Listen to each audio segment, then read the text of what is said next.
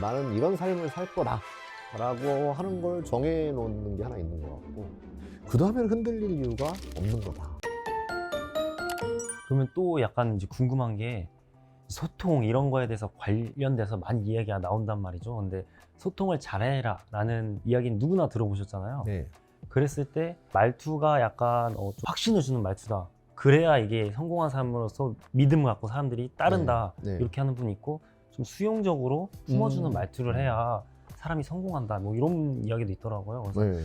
후가 보시기에는 성공할 때 뭐 커뮤니케이션적인 측면에서 말투가 좀 어떤 게 좋다고 보시는지.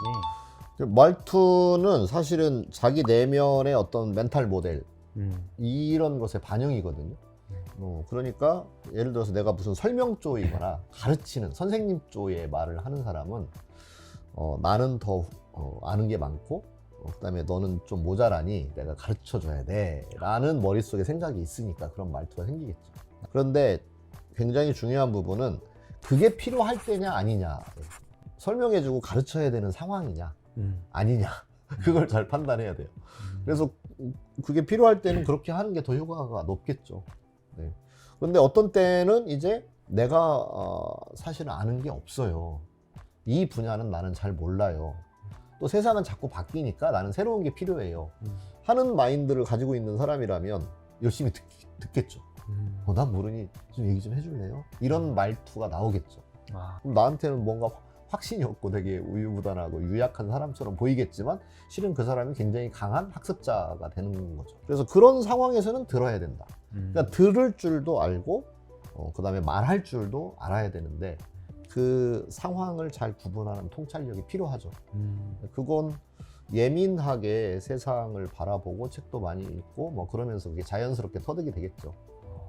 근데 그 파악하는 게 진짜 어려울 것 같은 게, 쉽지 않습니다. 예, 유튜브나 이런 데서 보면은 성공한 사람들의 말투를 알려주는 이제 스피치, 네. 그런 강의도 있고 실제로 많은 분들이 그 돈을 지불하고 네. 강의를 들어요. 그럼 그런 내용들 요약된 걸 보다 보면 굉장히 확신에 차서 이야기하는 듯한 그런 류의 이제 강의가 많다는 거죠. 근데 네.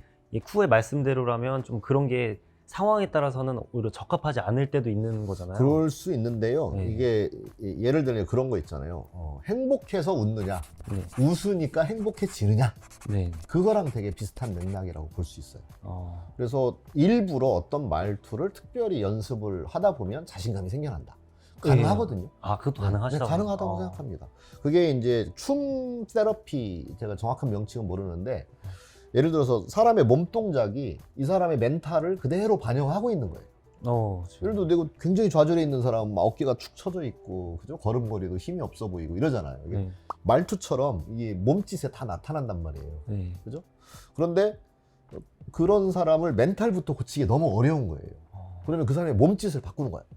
그냥 뻗어봐.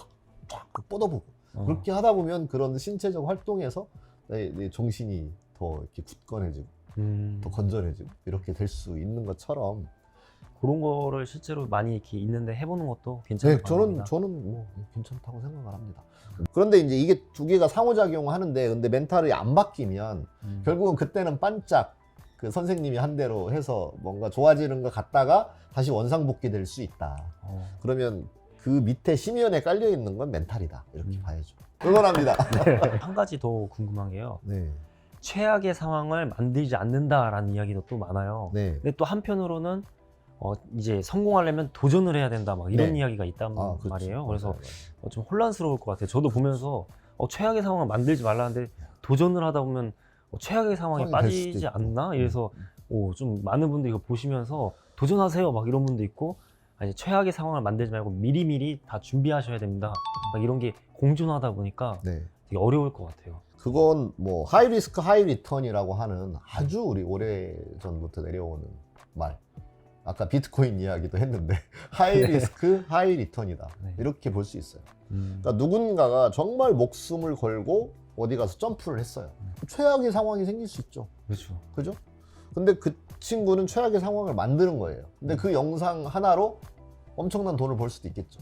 그렇죠. 그죠? 조회수가 네, 잘 나오죠. 근데 엄청난 돈을 벌긴 벌었는데 죽을 수도 있잖아요. 하이 리스크 하이 리턴에서 그건 본인이 그 수위를 조절하는 것 말고는 사실은 답이 없습니다. 그 비밀을 푼다면 세상에 주식 부자가 되지 않을 사람이 없고 세상에 강남의 이 빌딩의 건물주가 되지 않을 사람이 없는 거죠. 그러니까 지금 예를 들면 최악의 상황으로 끝까지 내몰아서 도전을 해서 부자가 될 수 있는 방법이 있어요. 어떤 주식에다가 세상에 있는 돈을 다 구할 대로 구해서 거기다가 몰빵을 하는 거예요. 근데 거기서 정말 대박을 낸 사람들이 있죠. 예, 분명히 또 분명히 있죠. 있잖아요. 예. 네. 근데 그건 소수이고, 근데 그게 내가 빚까지 끌어 모아서 비투를 했는데 내가 루저가 됐다라고 했을 때는 그 최악의 상황을 만든 거잖아요. 그렇게 해서 어떤 사람은 자살까지 이어져 버려요. 완전히 최악의 상황을 만든 거겠죠. 그러니까 그거는 개인의 성향일 수도 있고 선택일 수도 있다. 누군가는 내가 조금 더 위험이 있더라도 누군가에게는 그게 완전히 무너지는 수준의 위험이고 누군가는 난 거기까지 감당할래. 다시 일어서면 되지 뭘. 이런 사람이 있을 거잖아요. 메비우스의 띠와 같은 영역이다. 풀 수 없는 신의 퍼즐이다. 이렇게 말할 수 있을 것 같아요. 이야기를 듣다 보니까요. 사람마다 정말 이게 다를 수 있겠다라는 생각이 들면서 저 같은 경우는 이 이야기를 듣고 나니까 도전이라는 것 자체를 비투에서 코인에 몰빵하는 것까지는 도전으로 생각하고 싶지 않다 이런 생각이 들더라고요. 이게 본인마다의 어떤 최저선이 있는 거다. 사람마다 다. 예. 되게 결과적인 것이 그 말은 너무 맞는 말이에요. 최악의 상황을 만들지 않는다는 너무 맞죠. 예를 들어 최악의 상황을 만들어서 최악에 간 사람은 성공한 사람이 하나도 없어요. 죽었거나 완전히 루저가 되어서 길거리에 노숙자가 되었을 테니까요. 그 말은 너무 맞는 말인데 한편으로 보면 의미 없는 말이기도 하다. 네. 예를 들면 우리가 뭐 어디 뭐 유학을 간다. 사실 엄청난 투자일 수 있죠. 그죠. 유학 갔다고 왔다고 해서 모든 게 또 보장되는 것도 아닌 거. 근데 대체로 그 정도까지는 성공률이 좀 있더라. 이러니까 그 정도 삶을 사는 거고. 근데 그 사람은 어떻게 보면 평범한 수준 그 이상을 넘지는 않는 거죠. 그렇죠. 좀 더 뭔가 위험한 걸 했던 사람이 또 뜰 수도 있는 거예요. 그 중에 굉장히 좋은 그래도 희망 하나는 우리에게는 운도 있다. 하이 리스크가 아니어도 하이 리턴이 오는 로우 리스크 하이 리턴인 운을 만나는 사람도 존재한다. 저였습니다. 지금까지 성공하신 분들의 특징에 대해서 좀 이야기를 나눠봤는데요. 네. 다소 저희가 조금 어렵게 이야기한 부분도 있는 것 같아요. 그래서 조금 마지막으로 이제 쉽게 풀어주신다면 요렇게 하면은 우리 회사 생활을 하고 우리 일상에서 성공하는 데 도움을 줄 수 있다라는 식으로 좀 조언을 해주신다면 좀 어떻게 해주실 수 있을까요? 네. 아까 메타인지 꺼냈었잖아요. 네네. 결국은 나를 들여다보는 능력인데 무엇을 특히 중점적으로 들여다보냐면 내가 지금 거짓말을 하고 있는지 진짜로 말하고 있는지 자기 내면에게 역시 나를 속이고 있는지 아니면 내가 정말 나에게 진실한지 그걸 끊임없이 들여다보면 저절로 훌륭해져 갈 거라고 생각합니다. 이게 굉장히 좋은 게 뭐냐면 내 마음을 들여다보는 게 공짜예요. 돈이 한 푼도 안 들어요. 잠잘 때도 할 수 있고요. 지하철 타고 왔다 갔다 할 때도 할 수 있고요. 다른 일 하면서도 살짝 생각할 수 있어요. 예를 들어 지금 내가 이거 하고 있는 일이 나름 만족한다고 생각하는데 진짜 만족하는지 아닌지 이걸 먼저 보라는 거예요. 정확하게 이해하셨습니다. 그 유혹이 늘 생겨요. 그런데 왜 그러냐면 거짓말은 당장의 이익이 생기기 때문에 거짓말을 하거든요. 자기에게조차. 그러기 때문에 그 유혹과의 투쟁이 인생이다. 그러려면 우선 내 마음을 들여다봐야 된다. 내가 얼만큼 나를 속이고 남을 속이고 있는지. 근데 온전하게 안 속이고 살 수 없습니다. 인간인 이상은 계속 거짓말도 하게 될 거지만 그걸 들여다보면 자기도 모르게 개선될 것이다. 이렇게 볼 수 있죠. 성공하겠네 뭐. 네, 이렇게 좀 성공한 사람들에 대해서 이야기를 나눠볼 수 있어서 좋았고요.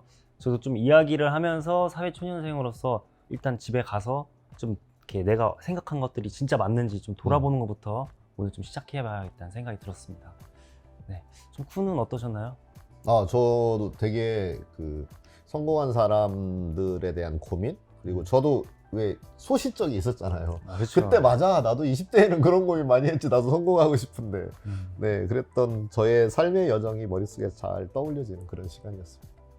네, 지금까지 성공한 사람들의 특징에 대해서 이제 이야기를 해보는 일의 보습 시간이었고요. 다음 시간에도 프로 일잘러가 되기 위한 꿀팁들 많이 가져오도록 하겠습니다.